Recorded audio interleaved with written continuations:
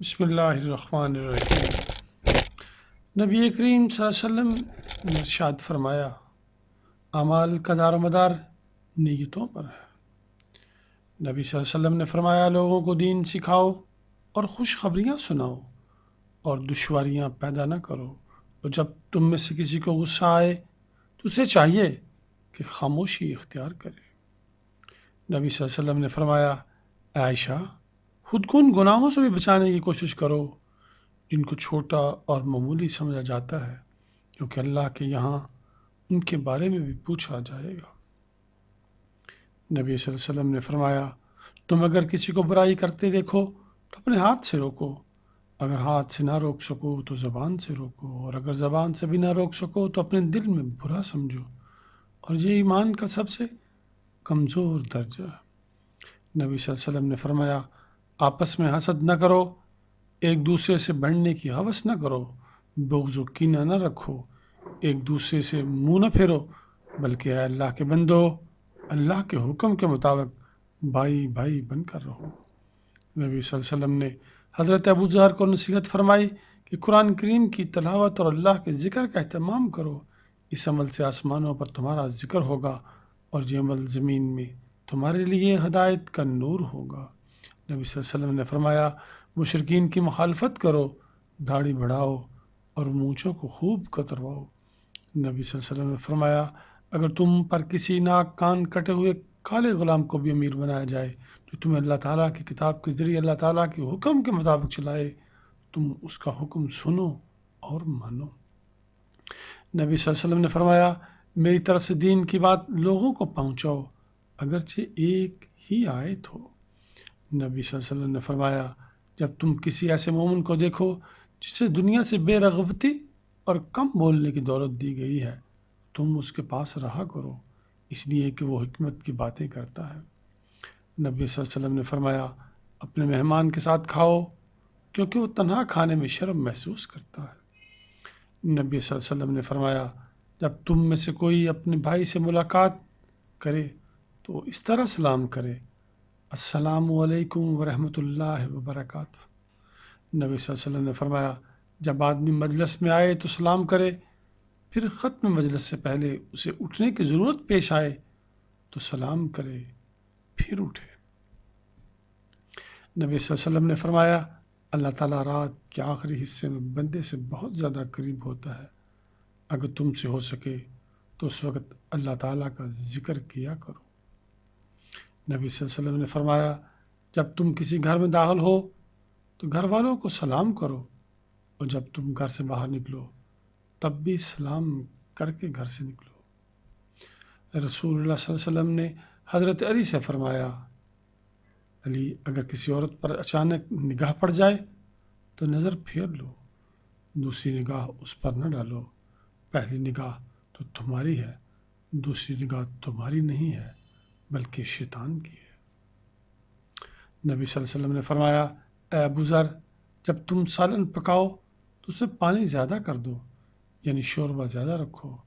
اپنے پڑوسیوں کی خبر رکھو اور ان میں تقسیم کرو۔ نبی صلی اللہ علیہ وسلم نے فرمایا، جمعہ کا دن مسلمانوں کے لیے عید کا دن ہے، بس جو جمعے کے لیے نکلے وہ غسل کر لے، اگر اپنے پاس خوشبو ہو تو لگا لے، اور مسواک تو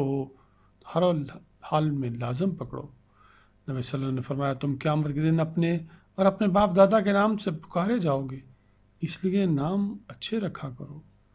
نبی صلی اللہ علیہ وسلم نے فرمایا، جب تم میں سے کوئی نیند سے اٹھے تو پانی کے برتن میں ڈالنے سے پہلے 3 مرتبہ اپنے ہاتھ کو دھو لے۔ نبی صلی اللہ علیہ وسلم نے فرمایا، تم میں سے کسی کے برتن میں جب کتا منہ ڈال دے تو اسے 7 مرتبہ دھو، اور سب سے پہلے اسے مٹی سے مل کر دو، صاف کر لو۔ نبی صلی اللہ علیہ وسلم نے فرمایا، جب تم اپنے بستر پر آنے کا ارادہ کرو، جس طرح نماز کے لیے وضو کرتے ہو اس طرح وضو کرو، پھر اپنے دائیں کروٹ پر لیٹ جاؤ۔ نبی صلی اللہ علیہ وسلم نے فرمایا، نماز کے لیے جب آؤ تو دوڑ بھاگ کر نہ آؤ، سکون اور اطمینان کے ساتھ آؤ۔ نبی صلی اللہ علیہ وسلم نے فرمایا، علم وراثت سیکھو اور دوسروں کو اس کی تعلیم دو، کیونکہ یہ اعلیٰ علم ہے، جو بھلا دیا جائے گا امت سے سب سے پہلے اس علم کو اٹھایا جائے گا۔ نبی صلی اللہ علیہ وسلم نے فرمایا، مسلمان عورتوں، کوئی پڑوسن اپنے پڑوسن کو ہدیہ دینے کو حقیر نہ سمجھے، خواہ وہ بکری کا کھر ہی کیوں نہ ہو۔ نبی صلی اللہ علیہ وسلم نے فرمایا، مال خرچ کرو اور مال کو ذخیرہ نہ کرو، ورنہ اللہ تعالیٰ تم سے رزق کو روک لے گا، اور لوگوں سے مال کو روک کر نہ رکھو، ورنہ اللہ تعالیٰ تم سے رزق کو روک لے گا۔ نبی صلی اللہ علیہ وسلم نے فرمایا، اللہ سے شرم کرو جیسے کہ تم اپنے خاندان کے نیک اور شریف آدمی سے شرم کرتے ہو۔ نبی صلی اللہ علیہ وسلم نے فرمایا، تواضع اختیار کرو، کوئی شخص دوسرے کے سامنے فخر نہ کرے اور نہ ایک دوسرے پر زیادتی کرے۔ نبی صلی اللہ علیہ وسلم نے فرمایا، اگر کسی سے ملنے جاؤ تو اندر داخل ہونے سے پہلے 3 مرتبہ اجازت طلب کرو، اگر اجازت مل جائے تو ٹھیک ہے، ورنہ واپس لوٹ جاؤ۔ نبی صلی اللہ علیہ وسلم نے فرمایا، اللہ تعالیٰ سے محبت رکھو اس وجہ سے کہ وہ تم کو کھانے کے لیے اپنی نعمتیں دیتا ہے، اور مجھ سے محبت رکھو اس وجہ سے کہ اللہ تعالیٰ کو مجھ سے محبت ہے۔ نبی صلی اللہ علیہ وسلم نے فرمایا، تم اللہ تعالیٰ سے ایسی حالت میں دعا کیا کرو کہ تمہیں قبولیت کا پورا یقین ہو، پر یہ جان رکھو کہ اللہ تعالیٰ